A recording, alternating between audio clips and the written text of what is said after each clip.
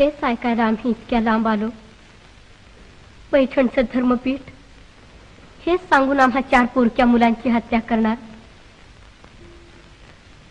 परमेश्वर सगळ्या विश्वात भरला आहे. सर्वभूती आत्मा एकच आहे. हा भगवान श्रीकृष्णाने गीतेत सांगितलेला माणूस धर्म तरी आपल्याला मान्य आहे ना?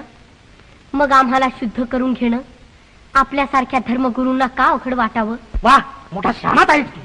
वेदांताचा शब्दशः अर्थ घेतला तर जगातले सगळे व्यवहार उद्या बंद करावे लागतील. साप, विंचू, कुत्र, मांजर, गाढव, घोडं सगळ्यात एकच आत्मा आहे, म्हणून सगळीच माणसं आहेत असं म्हणतो उद्या. मग सर्वभूती आत्मा एक आहे. सर्वभूती आत्मा एक आहे. बघ बघ, बाहेर तो रेडा चाललाय. अंत रेड्याला इकडं.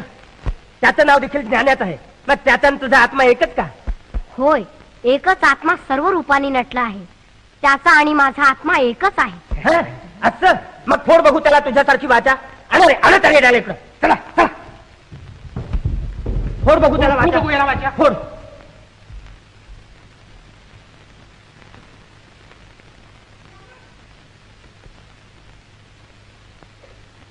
ओम सहस्र शीरेखा पुरुखा. हा, तोंड बंद करा गोदा. वेद म्हणण्याचा तुला मुळीच अधिकार नाही. का? आमची तुला आज्ञा आहे. वेदातला एक अक्षर तू उच्चारू नको. परमेश्वराची प्रार्थना करण्याचा अधिकार सगळ्या जीवांना आहे. ओम सहस्र शीरेखा पुरुखा सहस्राक्षात सहस्रपात. अग्निमीळे पुरोहितं यज्ञस्य देवमृत्विजम् होतारं रत्नधातमम् अग्निः पूर्वेभिर्षिभिरीड्योतनैरुता सदेवाम् एह वक्षति अग्निनार इमाश्नवत कोशमेव दिवे दिवे यशसौ वीरवत्तमम्.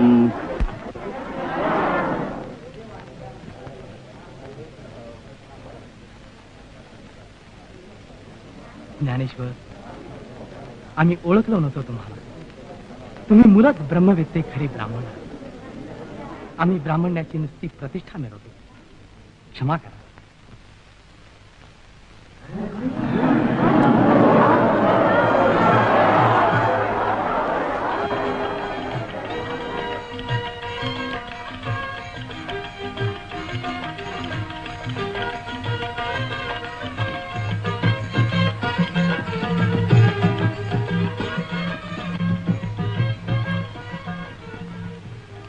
खरोखर तुमच्या रूपानं परमेश्वरानंच अवतार घेतला आहे. तुम्हाला प्रायश्चित्त देऊन शुद्ध करून घेणारे आम्ही पोट. पण लौकिकासाठी तुम्ही शुद्धीपत्र मागता, आम्ही ते तुम्हाला निशंकपणे देतो.